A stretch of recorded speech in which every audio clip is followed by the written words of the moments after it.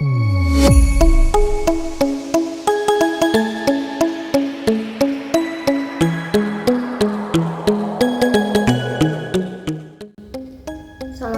warahmatullahi wabarakatuh. Kami dari kelompok 2 akan membahas tentang materi pemisahan pneumatik. Nah, sebelumnya perkenalkan, nama saya Anda Fauzia, BP 18 TEP 1021.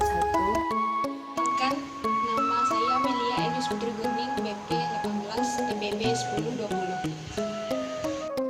Perkenalkan, nama saya Nadrul Puspita dengan nomor BP 18 TPB 2009. Perkenalkan, nama saya Muhammad Ibu Kanidia, BP 18 TPB 2016. Kenalkan, saya Fadila Andani, BP 18 11 11 241.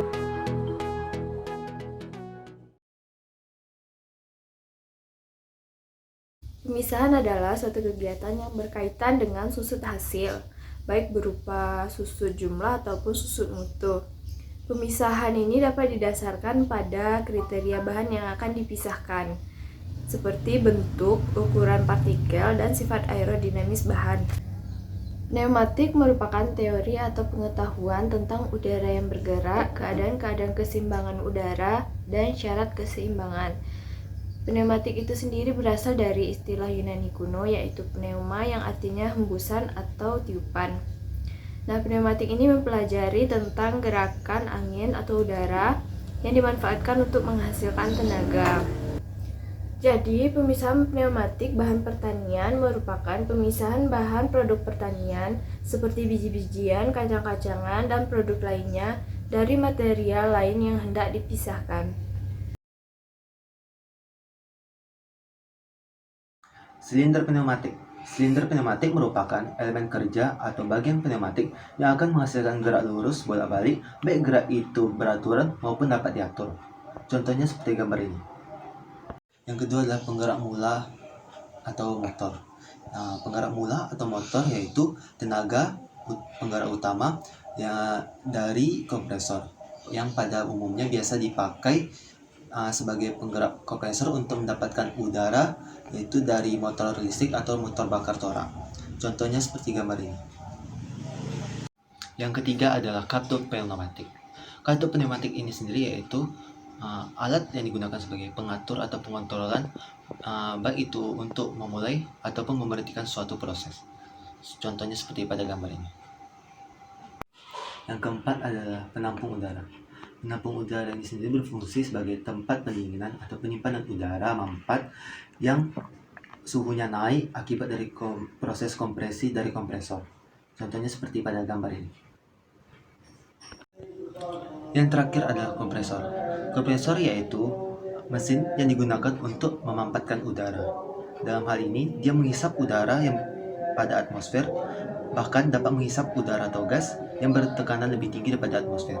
Contohnya seperti pada gambar ini. Pertama yaitu silinder kerja tunggal. Jenis aktuator yang umum digunakan pada bagian dalam silinder kerja tunggal, terdapat pegas yang digunakan untuk mengembalikan posisi silinder yang awalnya maju menjadi mundur. Jadi, peran pegas tersebut supaya silinder bisa bergerak mundur ketika batang piston dalam posisi maju. Untuk membuat silinder bergerak maju, silinder diberi udara bertekanan. Ketika udara tersebut mengisi tangki udara pada silinder, perlahan batang silinder akan bergerak maju. Yaitu silinder kerja ganda. Kerja dari silinder ini yaitu memberi udara bertekanan pada salah satu dari kedua lubang tersebut, yang mana pada saat diberi udara bertekanan pada salah satu input, maka udara tersebut akan mengisi ruang tangki yang ada pada silinder. Setelah muatan pada tangki sudah mencukupi, maka batang silinder akan bergerak maju maupun mundur. Yang ketiga yaitu silinder slider. Merupakan silinder yang tidak memiliki batang piston untuk menggerakkan mekanisme. Silinder slider memiliki dua input angin yang sama dengan silinder kerja ganda, dan cara kerja dari silinder tersebut juga mirip dengan silinder kerja ganda. Yang membedakan hanyalah penggunaan mekanismenya. Pada silinder kerja ganda, penggunaan mekanismenya menggunakan batang silinder, sedangkan pada silinder slider Penggunaan mekanismenya menggunakan sebuah item atau benda yang berbentuk kotak atau tabung. Yang keempat yaitu silinder kerja ganda dengan double cylinder. Cara kerja dari silinder ini hampir sama dengan silinder kerja ganda pada umumnya. Dari kedua jenis silinder posisi dari batang pistonnya. Pada batang piston multi-position terdapat dua buah batang silinder yang ada di sisi kanan dan di sisi kiri. Untuk mekanisme silinder tersebut yaitu pada saat lubang udara sebelah kanan diisi pada saat bertekanan, maka batang silinder pada sebelah kiri akan bergerak maju. Sedangkan pada batang piston sebelah kanan akan bergerak mundur. Begitu juga sebaliknya. Kelebihan dan kekurangan pemisahan pneumatik. Yang pertama ada kelebihan, yaitu pertama, fluida kerja mudah dapat didapat dan ditransfer. Yang kedua, dapat disimpan dengan baik. Yang ketiga, bersih dan kering. Yang keempat, tidak peka terhadap suhu. Yang kelima, aman terhadap kebakaran dan ledakan. Yang keenam, tidak diperlukan pendinginan pada fluida kerja. Yang ketujuh, konstruksi sangat sederhana dan mudah dipasang.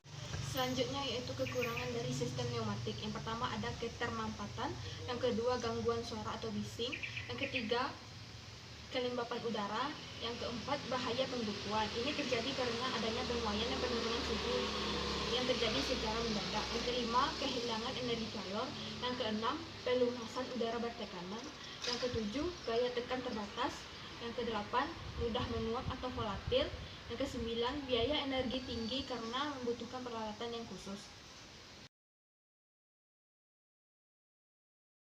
Selanjutnya, saya akan menjelaskan tentang penerapan sifat pneumatik pada teknik pertanian dan biosistem. Yang pertama, penerapan sifat pneumatik pada alat pemisah beras, bekatul, dan sekam dengan sistem siklon. Penerapan pneumatik pada alat ini dengan cara penurunan udara berdasarkan perbedaan sifat aerodinamik dari komponen-komponen bahan tersebut, yakni pada bahan beras, bekatul, dan sekam.